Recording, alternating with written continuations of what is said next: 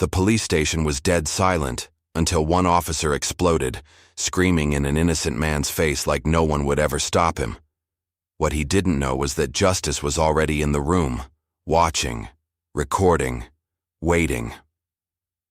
What happens next turned the entire department upside down. This isn't just another story. It's a wake-up call.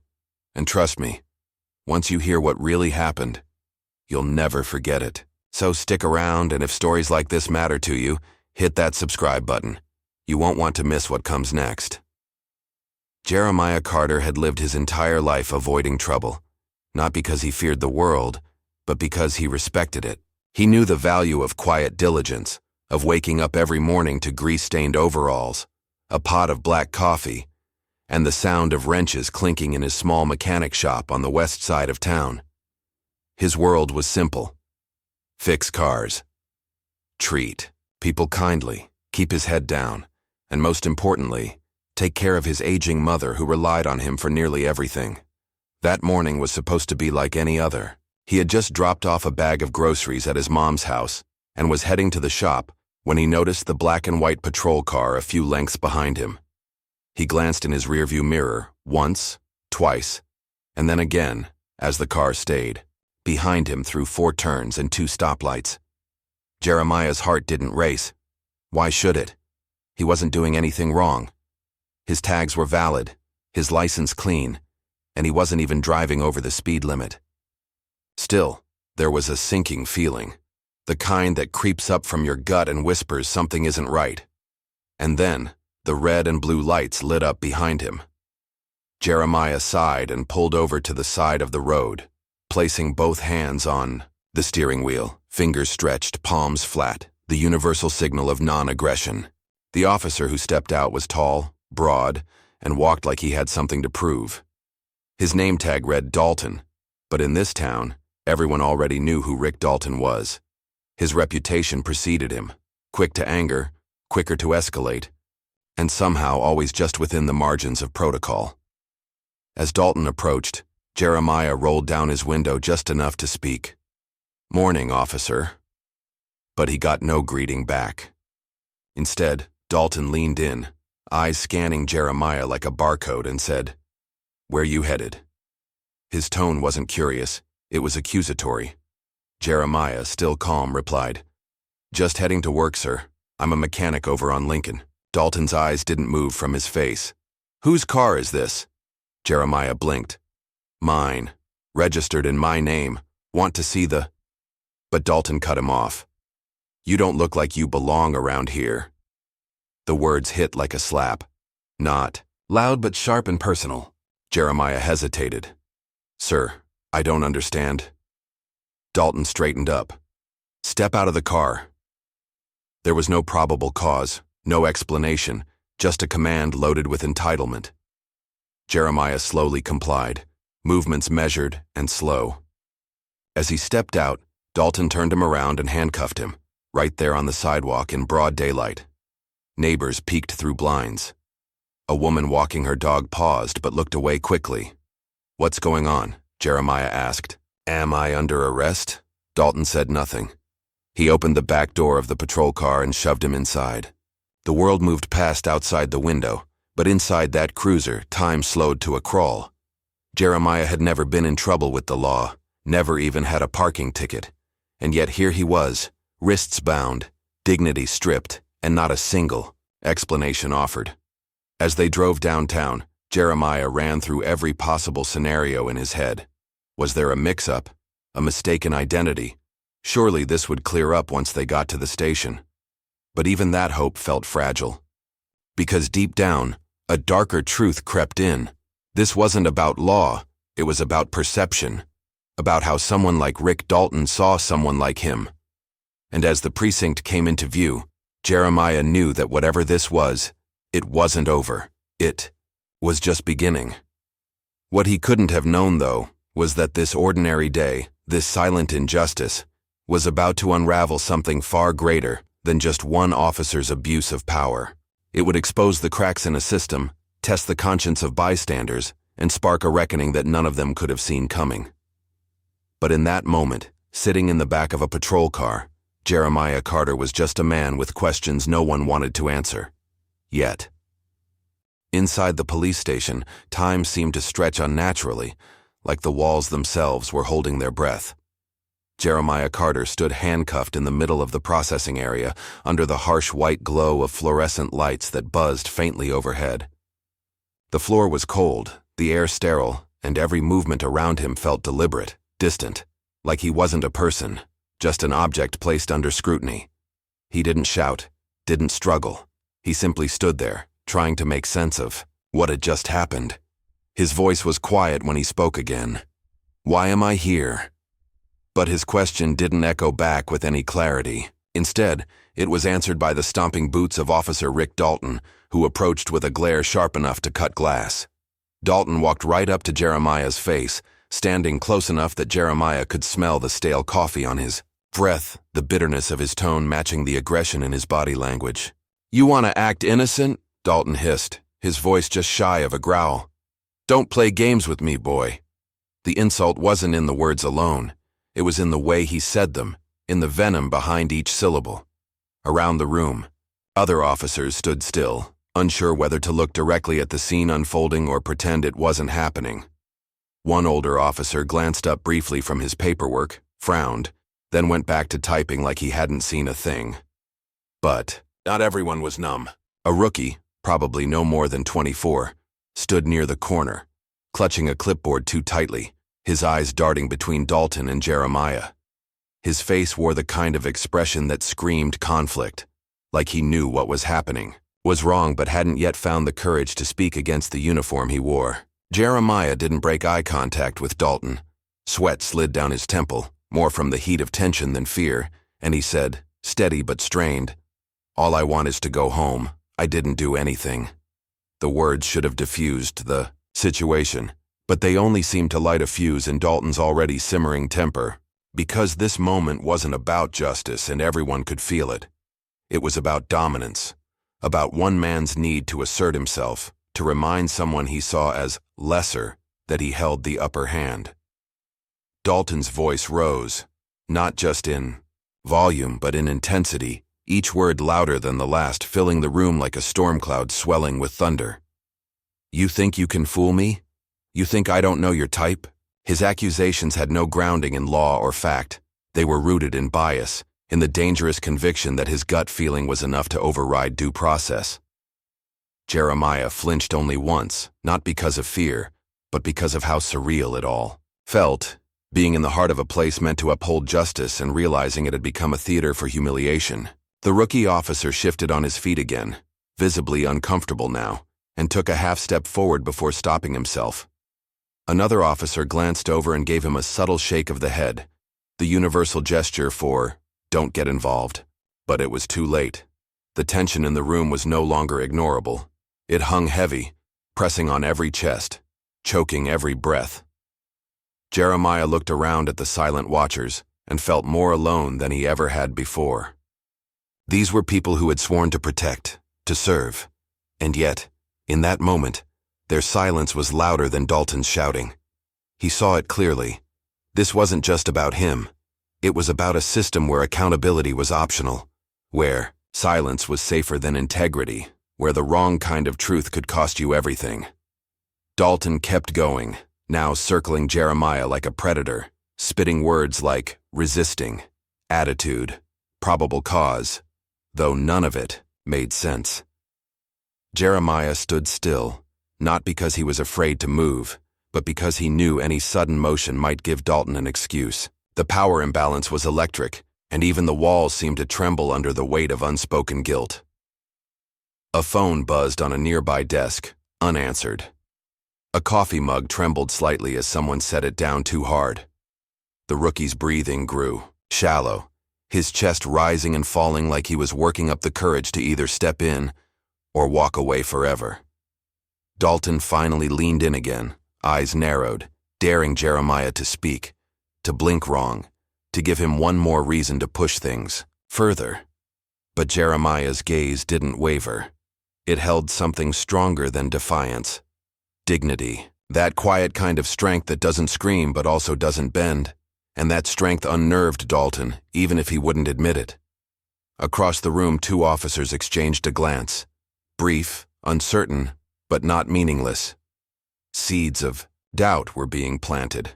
A shift was beginning. Because for all the fear and authority Dalton wielded, the truth was starting to shine through the cracks. The truth that this wasn't justice. This was harassment, plain and ugly. And the more Dalton raged, the more it became clear to everyone watching. The rookie took one more step forward. Not enough to be bold, not yet, but enough to show he hadn't checked out. Jeremiah felt the eyes around him, some wide with discomfort, some hardened with years of complicity, and wondered which of them, if any, would find their voice before it was too late. But what none of them knew, not even Dalton, was that this moment would become the first domino. That behind the glass, behind one of the desks, a security camera was capturing everything.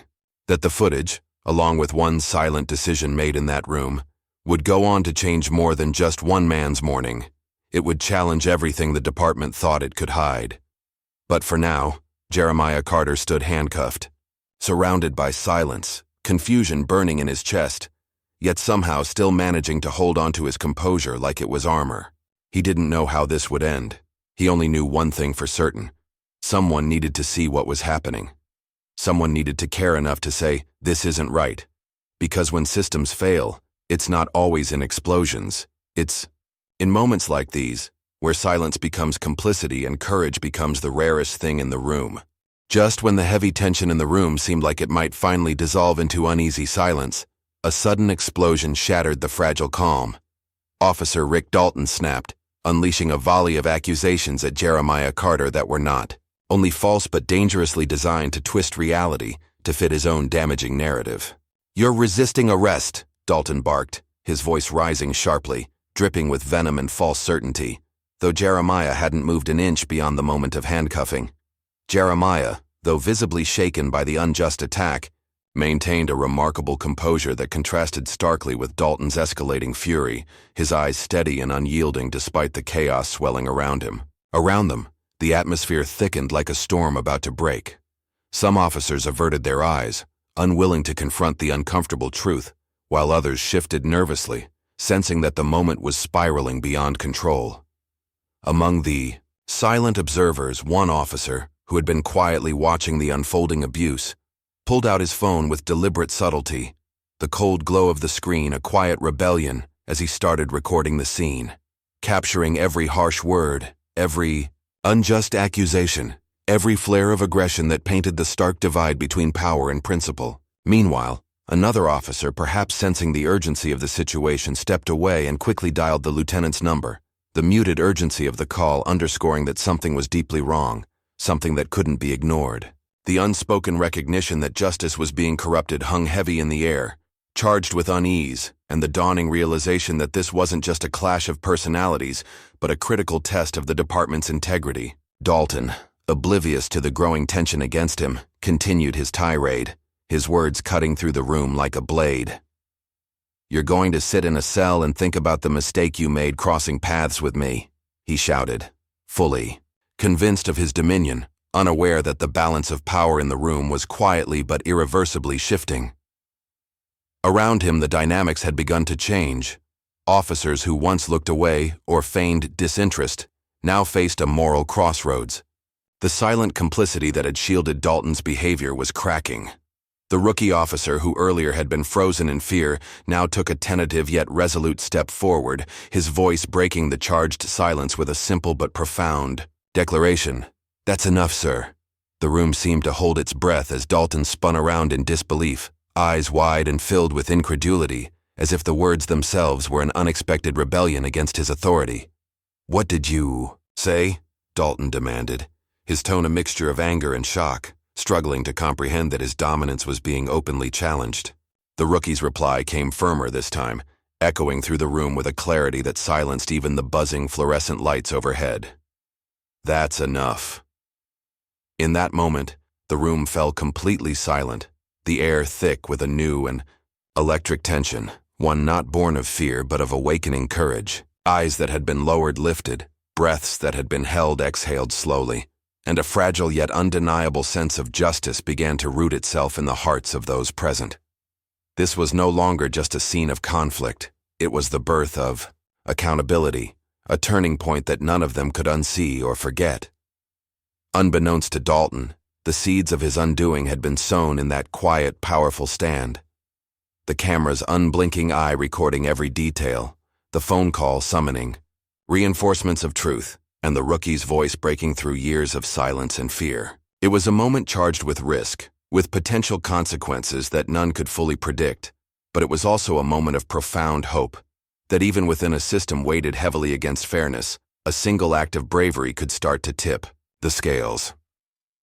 And as the silence hung there, thick and palpable, everyone in that room understood, deep down, that the story they had thought was one-sided was about to be rewritten, forever.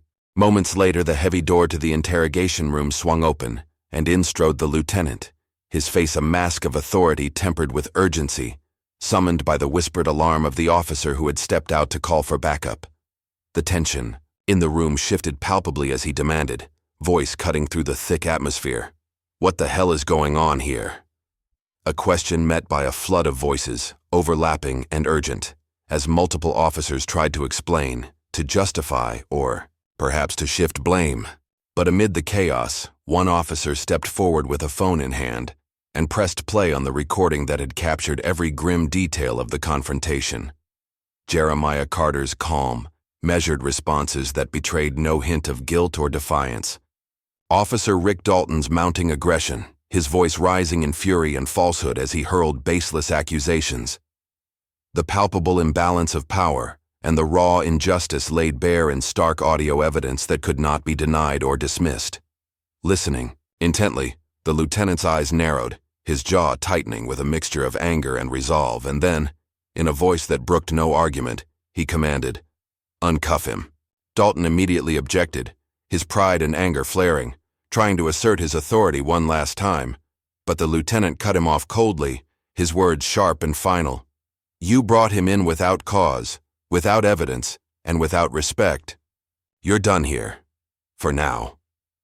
The room seemed to exhale collectively as the handcuffs clicked open, and Jeremiah was finally free from the restraint that had symbolized so much more than physical confinement. He was escorted gently to a nearby office where an internal affairs officer, with genuine remorse in his eyes, personally apologized to Jeremiah and invited him to give a full statement, a rare gesture of accountability and respect that contrasted starkly with the ordeal he had endured just minutes before.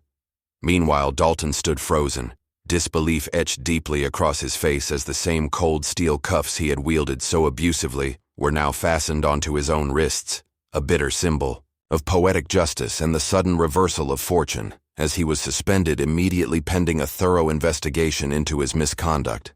The officers who had stood silently by through the turmoil now found their voices in a quiet but meaningful show of support.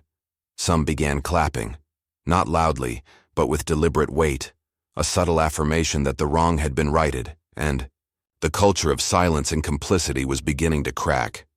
The rookie who had found the courage to speak up was pulled aside and told in hushed tones that he had done the right thing, a moment of validation that kindled a new sense of purpose within him and hinted at a future where courage and integrity might finally be rewarded rather than punished.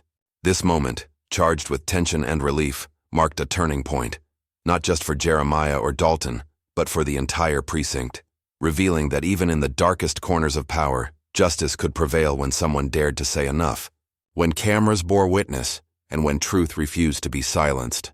It was a story that would ripple beyond that room, inspiring quiet change and offering a glimmer of hope that no one was above the law, and that sometimes the scales of justice could tip swiftly and decisively when the right people chose to stand up, speak out, and demand what was rightfully owed: respect, dignity, and accountability. The police station was deathly silent, a tension so thick you could almost hear the heartbeat of the building itself, until suddenly, an officer's furious scream shattered the quiet, his voice booming in a man's face with such raw anger and power that everyone nearby instinctively froze, expecting a fight or a breaking point. But what no one realized yet was that this outburst was the calm before the storm, The moment before everything changed in a way no one inside those walls could have predicted or prepared for.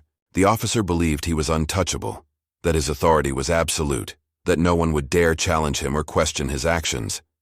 But what he didn't know was that the very walls around him were about to become silent witnesses to a stunning, unexpected twist of justice that would shake the foundation of that station and ripple far beyond its doors. This wasn't just another day of routine power struggles or unchecked aggression.